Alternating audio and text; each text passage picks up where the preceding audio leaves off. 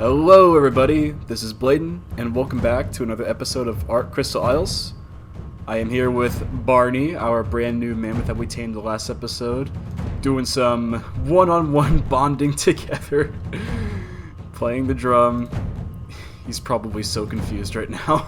Let's go ahead and get off that drum platform. So, today's episode on ARK Crystal Isles, I have some pretty big plans ahead. I really want to tame a Tropium.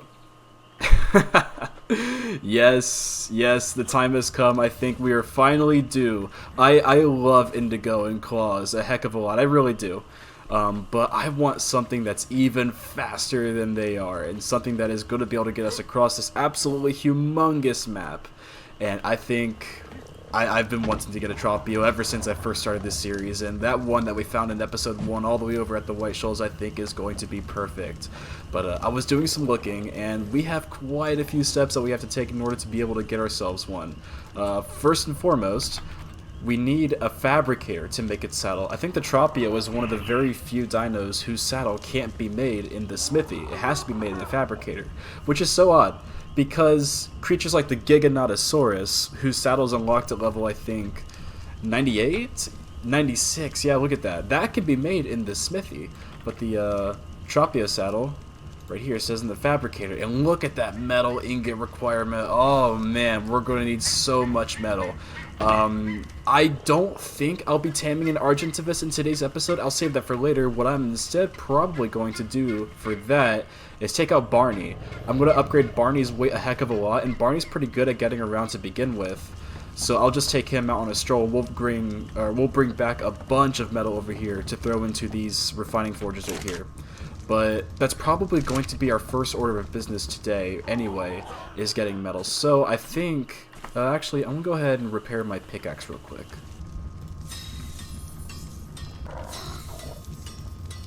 There we go. I made a second one just for safekeeping. We'll probably have to get so much metal out there that we might actually end up going through an entire one of these things. So yep, let's get on Barney, and let's head out right now. Now firstly, I would like to say I'm a little sorry I haven't been able to post anything new for the past maybe 10 days or something like that. It's been over a week for sure. The reason is because I've gotten sick recently. Last week, at my school, we had a pretty large public event, and I personally believe the common cold was spread around, and yeah, I got a bit of a cold, and I was staying up. I had a headache, and it was a whole situation, and I'm feeling a lot better now. I feel ready to record. I think my voice sounds a lot better this time around. And yeah, unfortunately though, that was kind of halting me from doing some recording over this weekend. Apologies for that again, but I am ready to get back into this and get going with some brand new tames and progression for this map. Now, also another thing I wanted to talk about in the beginning of this episode is the recent news that has been announced for this game. We don't have anything new for ARK 2 yet, but we have gotten a new reveal for what I think are going to be some of the final pieces of content brought about for this game. Firstly, this video is being recorded on the 6th of September, 2022. And the Carcharodontosaurus, I hope I'm saying that right, his dossier has been officially revealed, and he is going to be coming to ARK really soon. Along with that, we are also getting a proper ascension for the Scorched Earth map, and we're also going to be getting some new introduction cutscenes for most of the storyline maps. And I am so excited. Oh my gosh, I've played Scorched Earth in the past. Many ARK players know that Scorched Earth is a pretty infamous map in ARK's history. Essentially, before ARK was released as a full game, Scorched Earth was introduced before as a paid DLC, and players were so confused as to, like, so the game is still in early access, but you're bringing us a paid DLC, why not finish the full base game first? And that still remains like one of the strangest things about this game, even at this point. But because of that, Scorched Earth, was done early in the game's development, and it wasn't really ever brought back. They never really looked back at Scorched Earth at all. They left it in the dust, essentially. They finished the island map with the Overseer fight and a bunch of crazy new stuff, but unfortunately Scorched Earth was just kind of left behind, and it was a shame because it's a really great map. I love the caves in it, and you know, I think the map has a lot of potential. I think its size works really well for like everything that you can do in it, but to finally have a real ascension and a reason to go back and play that map, you know, for seasoned players, it's gonna be so cool. And yeah, I'm just super happy for that. I would be happier, honestly, though, if they did a little bit more for that map. I think more creature variety is something that Scorched Earth needs. I think the Manticore boss fight is far too easy, and I think it needs to be updated to be harder. It is bar none the easiest boss in the game, in my opinion, with the Megapathicus right by it. And yeah, I do think there's some things that need to be changed about that map. I think like if they brought the Amargasaurus from the Lost Island into that map, just bring some new creatures, you know. I think currently the Phoenix is the only reason anyone ever goes to Scorched right now. But yeah, I think what they're doing currently with the map is amazing, and I am so excited that we're finally going to be able to ascend on Scorched Earth. The cutscene looks great, everything about it rocks, and that is going to be so cool. But anyway, yeah, that's all I really wanted to talk about at the beginning of this episode. Let's see, we got about 500 metal there in one sitting. Go ahead and eat up. There we go. I'm going to be doing this for a good while, just hopping around with Barney, going from rock to rock, picking up all this metal. Oh, I hit him accidentally. Alright, I'll see you guys back pretty soon once I have a bunch of metal on me. So as it turns out, Barney is not all that great at carrying all of this metal. His weight is only at 900, and since he doesn't have any kind of weight reduction on metal like the Anki or Argentavis does, I'm going to need to give him some levels so that he can actually carry more of this metal back to our base. And luckily I found a T-Rex just right over here, attacking this Kentra right now. Kentra's doing a pretty good job on it, actually. Let's see, can I grab it? No, I don't think I can grab the Kentra. Alright. Just gonna have to take on both of them then. Alright, come on over here. Oh, I need to get the killing blow on that Rex, otherwise the Kentra's gonna take all my experience. No! Darn you, Kentro.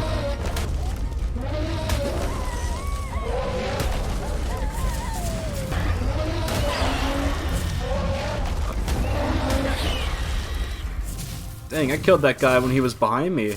That step attack has a lot of range to it.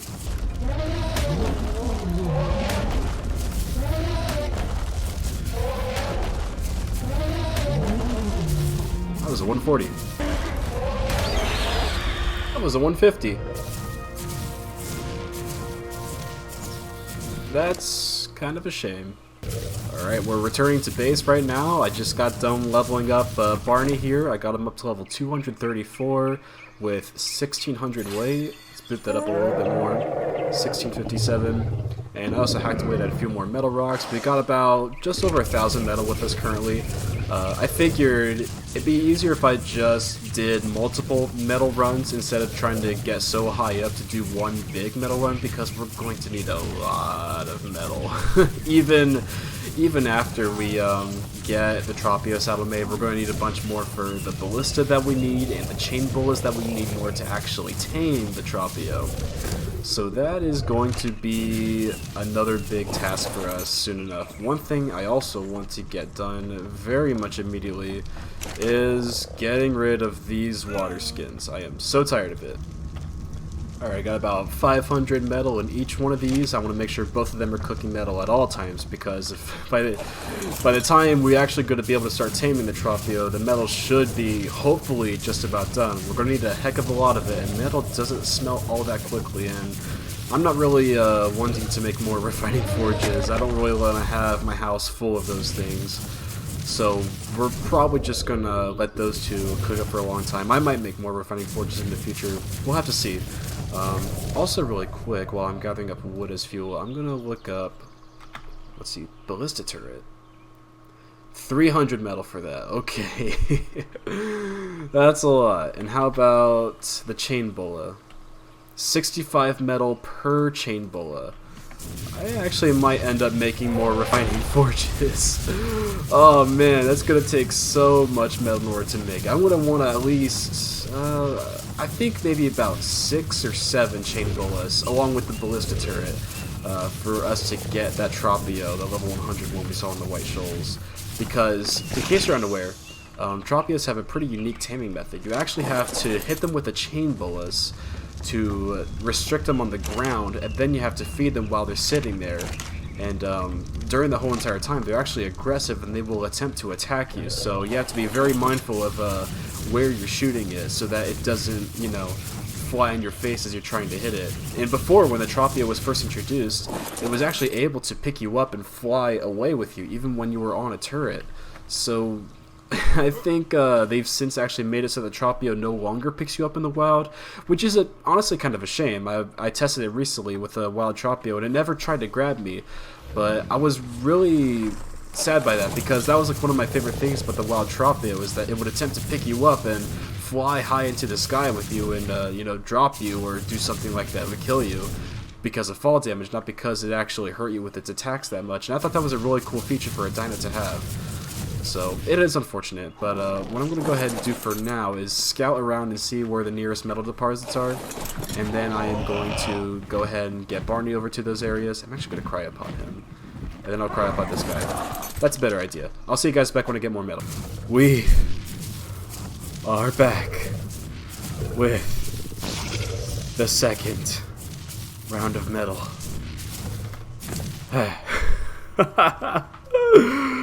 I got about, let's see, 1,200, just over, I think that's 1,350 metal exactly right there. Let's give Barney a couple more levels up. Oh my goodness gracious, that took a long time for just the second round of metal. I was scouting around with claws here, and it was hard for me to find a metal deposit that was close enough to my base to you know, that didn't lead to a humongously long trip to come back with Barney, but in the end, I had to fly around even more and walk around even more for the second round of metal than I did with the first one. Now, important note, I am definitely going to be making some more refining forges. Let's see. I'm going to need some fiber, flint, hide, stone, and wood. Fiber, hide, there's some flint. I'll probably need more than that, though. And some wood, naturally. Alright, I want to make 2 more, and I'll probably just place them out front. Because we're definitely... I plan on getting at least 1,500 metal. We're going to need at least 1,000 for, you know, the Tropio saddle, the ballista turret, and the smithy. And for all the chain boluses, we're also going to need much more for that as well. So I think that will be absolutely necessary. We're going to want to have a ton of metal at the ready for that stuff. 1, 2, 3. I apologize for how hideous this looks, but it is only something for the time being, I can assure you that. And this should do it. So now we got metal smelting up in these refining forges and also in these ones. Now that I've got those 2 done, I'm actually going to grab the metal from these ones. We got just about 200 metal in total, and I am actually going to prepare to make a fabricator. We need oil and spark powder. Do I have any more oil with me? I don't. I might need to go back to maybe the ocean, or I also know the snow biome nearby has a bit of oil I can probably grab from there as well. I'm also going to need some spark powder. Let's see, what's inside of here? Nothing? No. That's a weird glitch. It said 1 just then right there for the mortar and pestle, like the 0 out of 24. It'll say 1 for that, and once you check inside, there will be nothing in there. I think it might recognize that there was at one point maybe spoiled meat inside of there, which I would have definitely used to create narcotics, but since then, like, yeah, you see right there, it says 1. Now there's nothing in there. It doesn't update until you actually check it yourself. Very odd on that part. I wonder if that'll ever be patched out. I doubt it, though. The game has been out for about 7 years now, and they haven't really done anything about that yet. Oh my gosh! How many wolves is that? We got 1, 2, 3, 4, 5, 6, 7. That's a whole pack down there. Oh man, let's say hi to them real quick. Alright, now let's get out of here. Ah, here we go. Alright. I found the oil deposits up in the snow biome. They come in these little itty bitty rocks right along the coastline here. They are 1 hit. Actually, I think I can hit these ones for more. Yeah, look at that. Oh. That's an odd sound. Alright, I'm going to go ahead and just grab a bunch of this. and we'll be all set. We're going to grab a bunch more oil because we'll also need gasoline to actually power up the fabricator, as well as the Tropeognathus saddle once we get to that point in making it. I am leaving this location with about, let's see, 600, almost 700 units of oil on me. If you're wondering where I found this at on the map, by the way, it is at about, let's see, let's give it about 57 on the longitude and 35 or so on the latitude. I looked up the resource map online on the ARK wiki to figure out where this spot was. It'll be very handy for us in the future. We're going to be able to get tons of oil there pretty easily without having to go all the way down into the ocean. Like I said, I really wanted to figure out the best location to have my base at for, you know, the nearest possible place for a bunch of different kinds of resources, and yeah, I think I picked out a pretty good spot. Alright, let's get back to base. Bam, bam, bam, bam, bam, bam. Alright, we're also going to have a little bit of spark powder left over handy for us to put in our preserving bin so we can keep our meat nice and fresh. Fabricator, there it is. Alright, beautiful. Now, I'm going to place it right here, I think, and in order to do that, I need to first get rid of these campfires. Alright, climb up, jump off, press 6, go into K mode.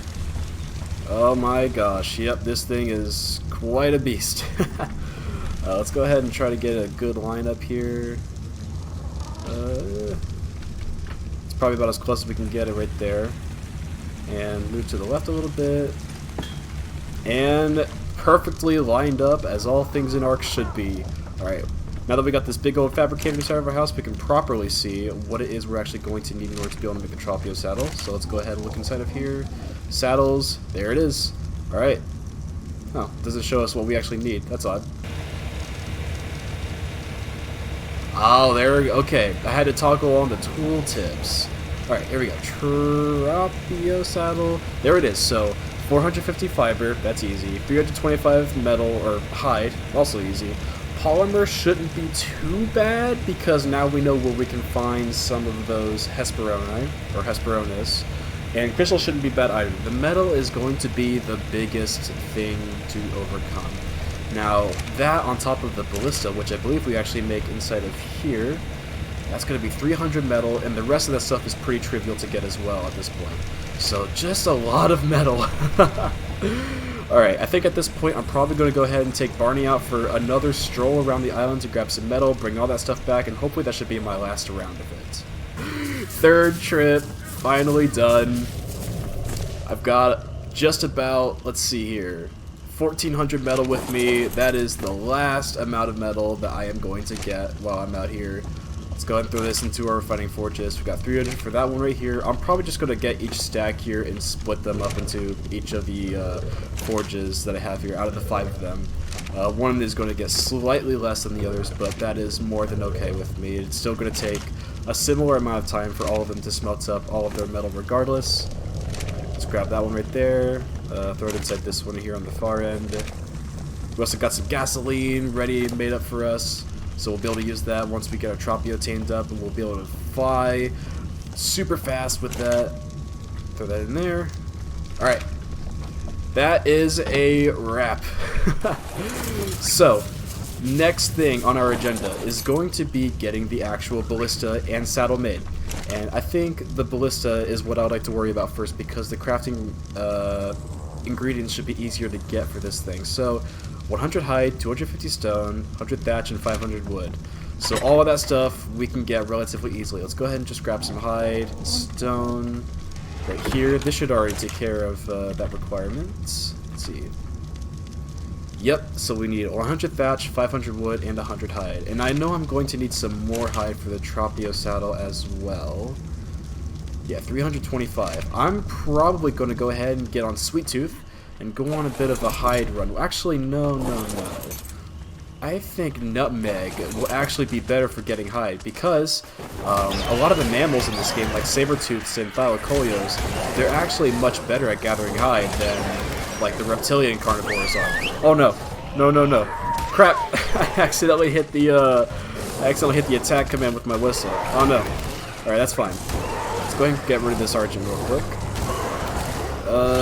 Indigo, please land over there for me. Here we go. Get up here. There we go. Frogulon's coming to help. Alright, there we go. We got 156 hide from that. I'm just gonna press J. Let's get everyone back over here. That was a really silly mistake on my part.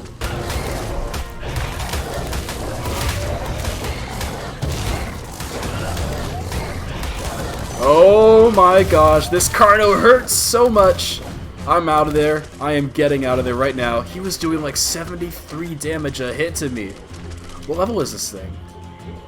Oh, it's a 145. Ooh boy, okay. I need to be a lot more careful on this thing. Eesh. We almost lost Nutmeg. Oh, he's coming back. Oh god. Come on, there we go. Oh man. We're just a couple hits away from dying. Oh, Nutmeg is safe though, and we got some extra levels from that too. That is amazing. 1, 2, 3. Now, I think we should have enough metal by now. Yeah, we definitely have enough metal. There we go. Just from these two, I think we're going to be able to get it. 300. There is our ballista turret. Perfect. Alright, we're going to place that down next to the Tropio once we actually get to the area and start taming it up. While we're on that, let's see. I don't have any obsidian in here. That is unfortunate. But yeah, now that we got that made up, we can move on to this. I've cobbled up all of my resources to see how much I have to make for the Tropeognathus saddle, and we are actually very close to making this thing. We only need just a bit more metal, which we already have some smelting up right now, and we just need also some more polymer, 240 more polymer. But we have a good spot to go to in order to get some of that stuff, so I'm going to go ahead and grab claws once again, and fly out there and say hello to the Hesperornis once more. I'm sure they're going to be very happy to see me again after what happened the last time I visited them. Oh boy.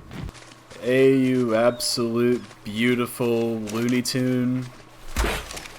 Let's get this over with. This is going to hurt me more than it's going to hurt you.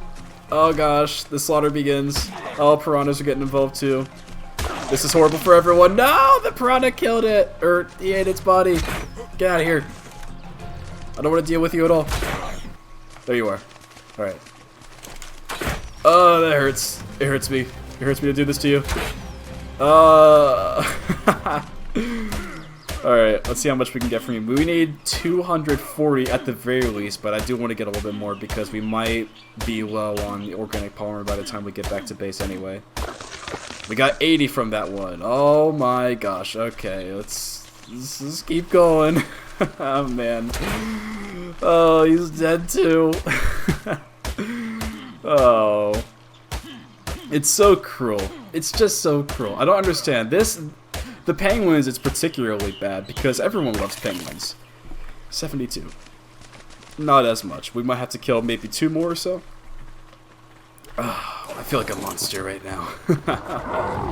Let's go find more of them. You wanted this, ARK devs. You wanted this wild card. Are you happy with this? Are you happy with what's going on here? A harmless loon. A beautiful creature. Dead. Slaughtered. Just like that. And for what?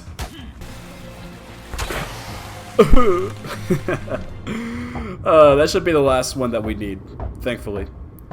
After this, we should definitely have enough organic polymer to make our Tropeognathus saddle. And hopefully, by the time we get back to our base, all of that metal will be smelted up. And I think the only final step will be to get obsidian and wait for the rest of our metal to smelt up. And then we can probably head to the White Shoals, find the Tropeognathus, build a trap, and tame it. I am so excited. Yes! Here we go. Turn on the fabricator. And the first thing we get to make, the Tropeognathus saddle. Equip a Tropeognathus with this to ride it. Saddle is mounted with a cannon that fires grenades and a gasoline-powered jet engine. I'm not too worried about the grenades in this episode. I at least want to show off the features of the jet engine, but the grenades will come later on. There's already so much happening in this episode. I think having to make grenades, make gunpowder and all that stuff, it might be a little bit too much, I think. We'll see that soon enough. Actually, I would like to take it over to fight the wyverns over at the trench, because when I go over there to collect some eggs, all those wyverns are going to be chasing after me. I think having the Tropio to get those eggs for me is going to be really fun. Alright, out of curiosity, what does it take to make the grenade? Let's see here. For one grenade, bear in mind, we need 20 stone, 4 oil, 2 metal ingots, 5 hide, 30 gunpowder, and 15 fiber. That adds up very, very fast. 5 grenades is 100 stone. 5 grenades is 1500 gunpowder. We need a lot of charcoal. 1 charcoal produces 1 gunpowder, and we need so much gunpowder. Gunpowder and stone. Stone is easy to get, but that gunpowder requirement is going to be insane. I'm going to want to have at least 100 of those on my cannon for when I go to fight the Alpha Crystal, or just the Crystal Queen Wyvern. The Alpha may not happen until much later, if it even does. But okay, we got our saddle. That's nice. I think the last order of business is going to be to get the chain bolas made up. But I think at this point for me, that's just going to be a waiting game. I've got plenty more metal left to smelt. And I guess I'll see you guys back. Oh wait, actually I have to get obsidian first, don't I? Alright, let's go ahead and do that first. And then afterwards, we are going to make ourselves some chain bolas. I'll see you guys later. I'm just going to grab the cementing paste. I don't care about anything else. Grab that. And go. Oh god. Get out of there. I spotted some beaver dams right next to the obsidian deposit I found while looking online. I thought I was going to have to go inside of that cave right there, but I looked down and I noticed a bunch of these shiny black rocks in the water. This is what obsidian looks like. And I don't even need that much. That's going to be more than enough for me to make a bunch of the chain bolas I need to get the Tropio down. Here I am on the map, by the way. I'm at about 36 latitude and maybe about 47 longitude, so pretty close to my base area. I live just over there, across the river from those mountains. And yeah, that'll be a really nice spot to go back to whenever I need to get obsidian. Alright everyone, the wait is finally over. I've got enough metal that I needed to make 7 chain bolas, and I've also got my ballista turret ready, I've got my saddle ready, I've got some gasoline ready for it, and I've also got myself some dino gateways, a gate, and some pillars. We're going to be going over to the White Shoals right now to make a trap for this Tropio. Since these chain bolas weigh so much, though, I'm actually going to have to split them up and give some of them away to Indigo here. We're going to be flying 2 flyers here at the same time so that we can get over there in a timely manner. Let's see if he can keep up with me pretty well. Oh yeah, he keeps up with me just fine. That's awesome. So, main plan is, once we get over there, we're going to go ahead and find the level 100 Tropio that we saw in the first episode, and we're going to make the trap for it, lure it into it, and then use the ballista to chain bullet it to the ground, and we will begin the taming process. And I just did some research online, and I have found that the same taming method that I used in the past still does work to this day. Tropios have a pretty odd manner at which you tame them, because like usually the way passive tames work is that you feed something passively the first time and their food doesn't really go down that fast, but after you constantly feed them more and more, it starts to go down extremely quick. This is the case for creatures like the Ichthyosaurus and the Basilosaurus, though I also know that this isn't the case for some creatures like Mimi, our Gigantopithecus, if you who remember, tamed up in the redwood forest, and I had to follow her around. Every single taming interval was about an even amount of time, so the Tropeognathus is very unique in that way. And what I've learned to be the best way to tame the Tropio is to actually chain bullet it multiple times before you feed it the first time, because once you chain bullet it, its hunger will actually decrease from the get-go. And that way, once you do that first feed for the creature, its hunger isn't going to be going down as slowly, because the Tropio's hunger only goes down once it's chain bullet. So it's a pretty odd method, for sure, but it is an easy one once you get it to work. I think 7 chain bullets is going to be more than enough for us to get the job done. And of course, once we get there, we are also going to have to find a good source of prime meat. But as we remember very well, there are Sarcos aplenty in the White Shoals, as we lived in this area for our first couple of episodes. So I am going to just keep on flying there right now, and I will meet you guys back once we find that beautiful Tropeognathus. Yup, there it is, level 100 female Tropeognathus. We found it. Alright, let's go ahead and get ourselves a landing here. Alright, perfect. So, we have a nice flat ground already for us right here. Oh, let's go ahead and land you next to Claws over there, Indigo. Okay, he's gonna spin in circles. So, let's get these gates placed down. We want to make sure they're pretty closely spaced so that we don't have any gaps big enough for the Tropio to be able to fly out of it. Let's see. Actually, if I place it this way, the gate is going to open up this way, and it'll be a lot easier for me to trap it that way. If the gate's opening up outwards, then it's going to have a tough time flying in, because it's going to aggro to me once I hit it. So let's go 1, 2, 3, 4, 5. Perfect. Let's get the gate on here, and hopefully, yep, alright, it's opening up towards the inside just like how I want it to. And lastly, the pillars. I'm going to place the pillars right in front here. I should have done this when I was placing the gates so they'd be perfectly lined up, but it's not an issue at all. Let's see, we'll go right about there. I want to leave just a little bit of room to be able to shoot the chain bullets through here. I'll put that one right there. Hopefully that works. 3, 4. Alright, there we go. So now we've got ourselves a nice little chamber right here. The Tropio should stay inside of here and not be able to get out once it gets inside. Next order of business is going to be the ballista. I have to make sure I am very careful about the placement of this thing. I want to make sure I can actually hit it with the chain bullets. I'm going to want to stand far enough back. Let's get rid of this little tree stump right here. It's probably going to try to eat up some of my chain bullets once I actually do fire them. Alright, I'll put it right about here, I think. There we go. Now let's hop on it. Alright, I think from right about here, we should be able to fire the ballistas, the chain bullets, through that little gap right there, and that should hit the Tropio just fine. Alright, there's the Tropio. Hello, you beautiful thing. Look at you. Yeah, right there it says, try the chain bullet. I always thought that was a funny little message. Alright. It's a female. I think I may have called it a male just now. Alright, let's go ahead and hit it. And let's get out of here, because this thing flies pretty fast, if I'm not mistaken yet. Okay, I can easily outfly it. Pteranodons are pretty fast, but this thing is going to be able to catch up with me pretty shortly here. Is it lined up correctly? Yep, it's inside. Okay, look at that. Perfect. I'm going to go around and shut the gate. There it is. Look at that. She's trapped in here. It's so easy. Building the traps to get the Argentavis is one of the easiest traps in the entire game to build. It's just a few dinosaur gates in the pillar, and since Tropios have similar aggression, functionality to the Argies, they're really easy to trap also. Alright, that's awesome. So, I think what I want to do now is actually get Prime Me. I want to have this stuff at the ready. That's a level 20 Spino. Let's go on Claws, and Indigo, you'll come with me. You'll make killing this thing much easier if we can team up on it.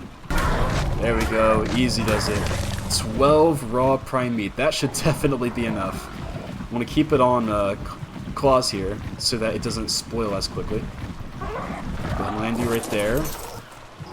And now the actual taming task begins. Now this should be almost instant, if I do it correctly here. So, I have my chain bullets readied up. If I right click, I'll be able to switch to my proper ammo type, and I think it's lined up about as great as I can hope for it to be. Whistle passive once more, and shoot it. That actually missed. Okay. Let's see. I think I overshot it, like I think I shot above it, so what if I try now? There we go, I hit it. Alright, perfect. So the Tropio is down now, it's been chain bullet, and I can actually feed it right now if I put the prime meat on the last slot of my inventory, but I actually don't want to do that yet. I am going to chain bullet it at least 2 more times before I actually begin to feed it, and that way its hunger will drain much faster, and I'll be able to just feed it over and over again until I actually have it tamed. Now, something very interesting about the Tropio while we're waiting for it here is that I actually did some research on the real-life Tropeognathus on the wiki, and it even says in the ARK dossier that these things are actually piscivores, and if you don't know what that means, it means that they primarily eat fish. And there are a lot of other piscivorous creatures in the game, like Sarcos and Baryonyx, for instance, are piscivores. And funny enough, the Baryonyx can only eat fish meat. It doesn't really, I mean, it can eat regular raw meat, but there's no benefit in doing so. Like, when you take it inside of a cave, you want to have fish meat on it because that's the only food it can eat to actually heal.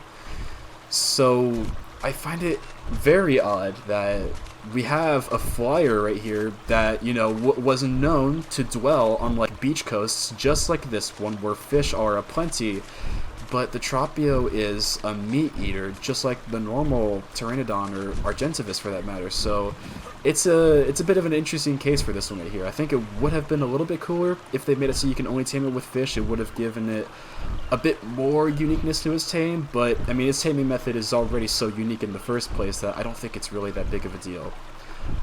By the way, just look at the colors on the back of this thing. It's got some green and red just like our Pteranodon claws over there. I'm gonna have to be thinking up of names for this thing. Alright, I'm trying another chain bullet. I overshot that again. Try again now. There we go. Alright, there's the second one. Alright, yeah, so if you look carefully, you can actually see its food stat right there. Third one from the right. It's going down a little bit, but it's going to be going down a lot faster the more that we chain bullet it. And once we get it down to maybe around a third or halfway, I'll have the prime meat at the ready in my inventory, and I'll just spam click it, and I'll be able to pretty much tame it instantly if I get the if I get it right here. I'm just going to grab a little bit right now just to have it the ready. How quickly does this... Okay, we have plenty of time. We have plenty more left inside of claws right here as well. Speaking of which, I'll give you a couple levels. Indigo, you as well. Come here, buddy. You've got 8. Wow. Oh. Indigo is a bit stuck right now, following claws like that. Let's go ahead and actually land you properly. There we go. Let's do some stamina. Let's just do stamina. Stamina is always so great to have on the, I thought that was in the Tropia for a second. Stamina is great to have on Pteranodons because they use it up so quickly. Alright. Chain bullet is off the Tropia once more, and its food is down by a good bit, but I still want to do another one here, so if I aim this carefully, and I've got 3 more shots left. Alright, it's flying that way now. Okay, there we go. I hit it. Alright. How are we looking? Oh.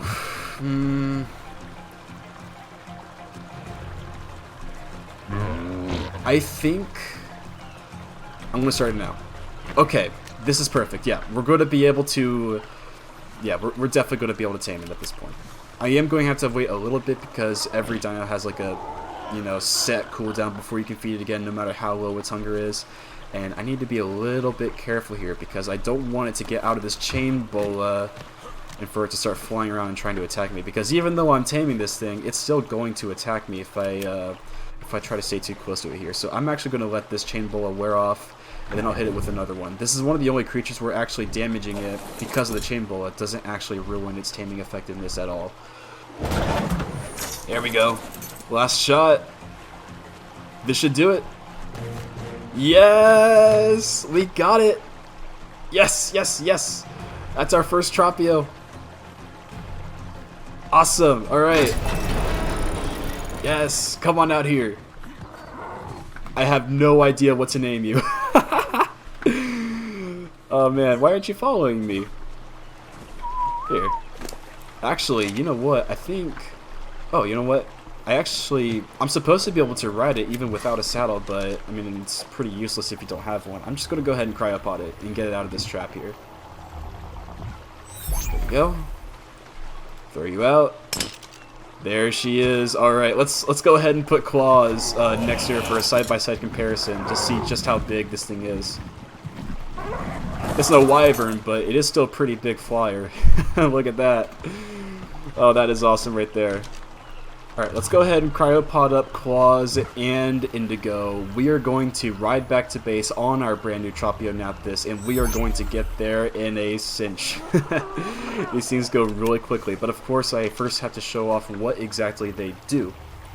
Now, I'm not going to be able to show off their full capabilities because, like I mentioned before, I don't have any grenades actually made for it yet, but we will definitely be checking that out later. So, as you can see, we actually have a ride prompt on our screen already. We can ride this thing without a saddle. Oh, by the way, I am going to be keeping this trap here just in case future Tropios appear in this spot, and I'll be able to tame them up without having to remake everything again. Those ballistas are expensive.